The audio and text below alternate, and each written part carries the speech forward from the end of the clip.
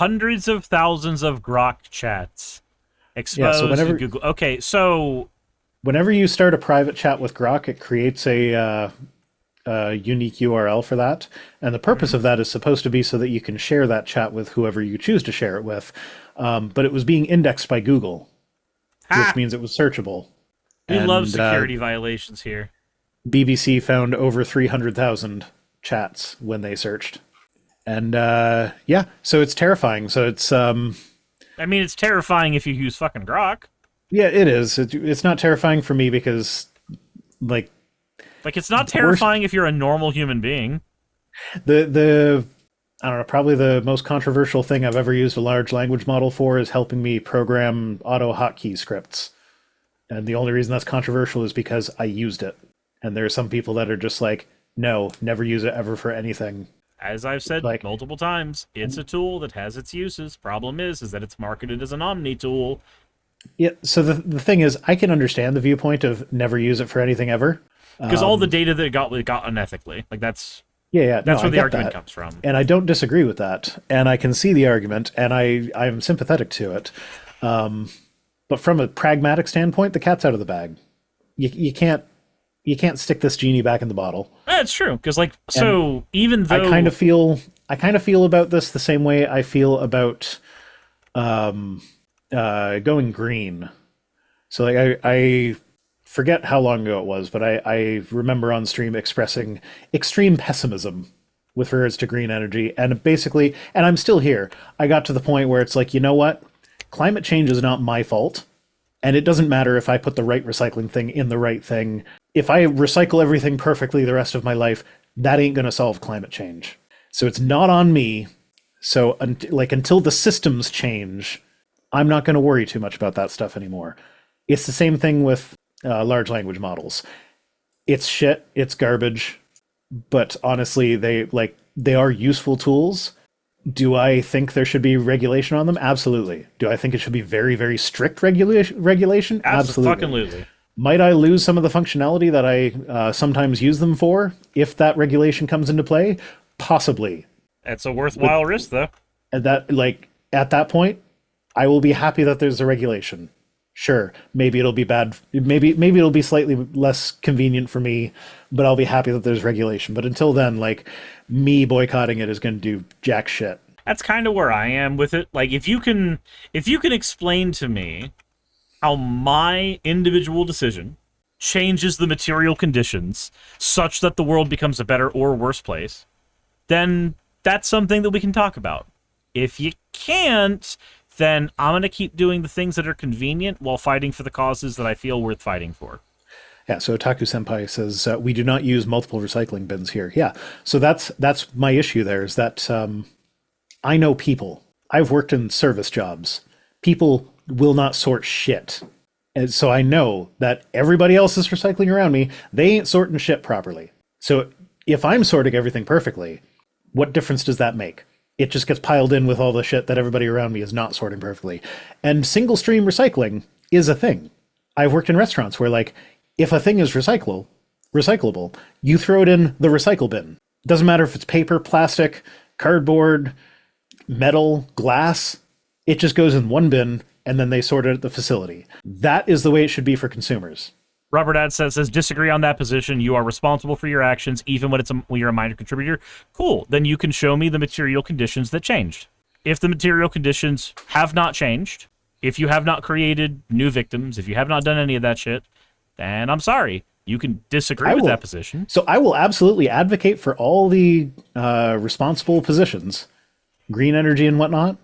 But I'm not taking personal responsibility for a problem that was created by late stage capitalism. Robert says it's not my fault that it happened. It's not my responsibility to fix it. Robert said it's about your responsibility. And you know what? I remember hearing that on Captain Planet as well. And I'm not saying that to dissuade you. That is propaganda that has been pushed on us by the oil companies. You know who paid for that commercial of the Italian that was playing the Native American guy with the single tear running down his cheek as he looked at all the pollution and telling you need to recycle now?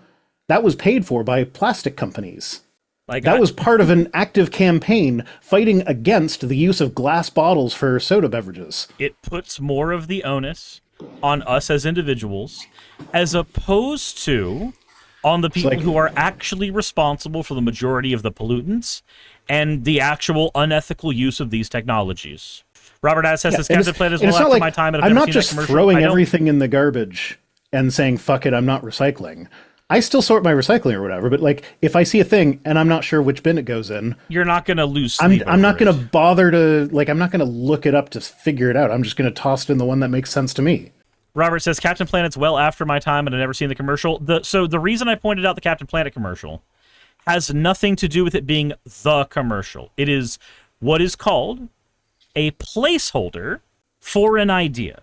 A commercial paid for by an oil company that is actively involved in infinitely more pollution than all of us combined is not an uncommon thing.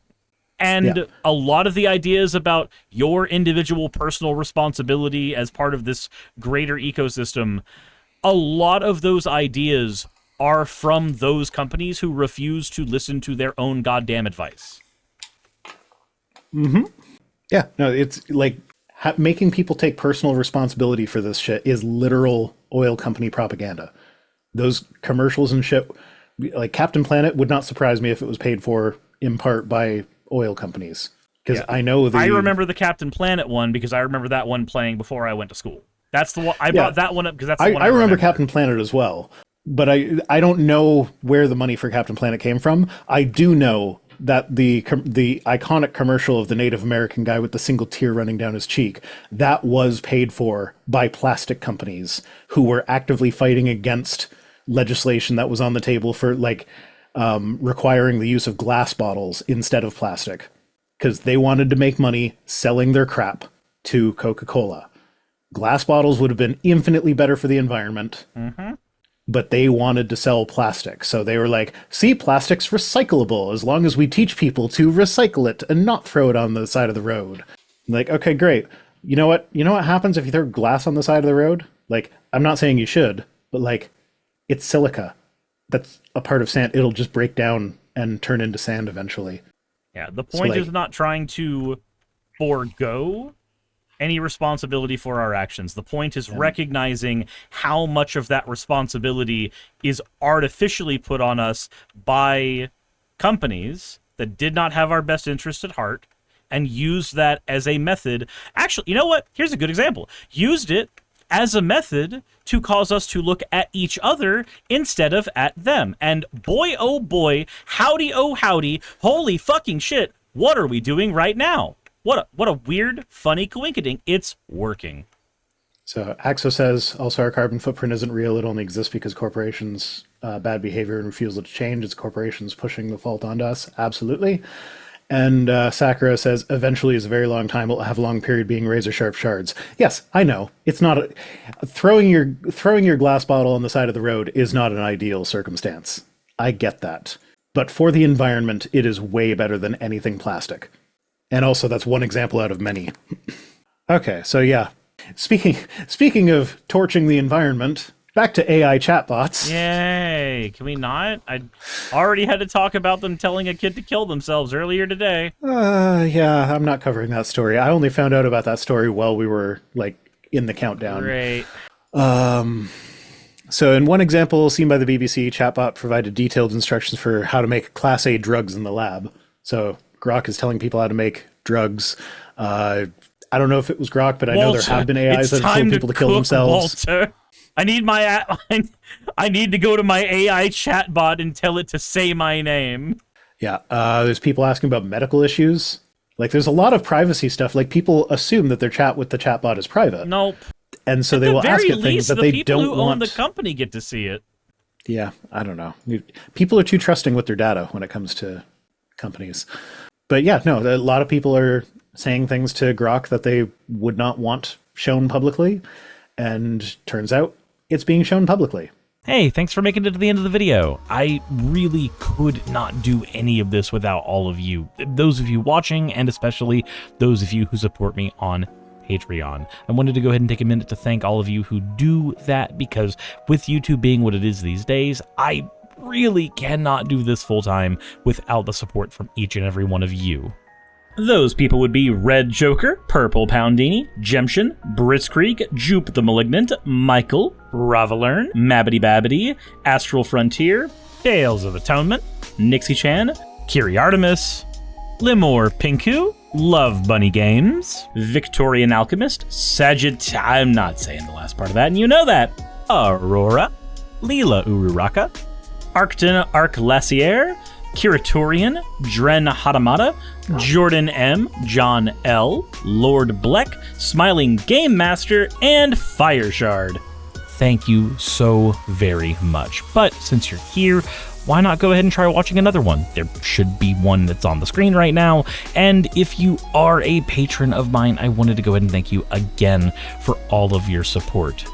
There is still a video you could press though, if you'd like. I would appreciate it just a little bit.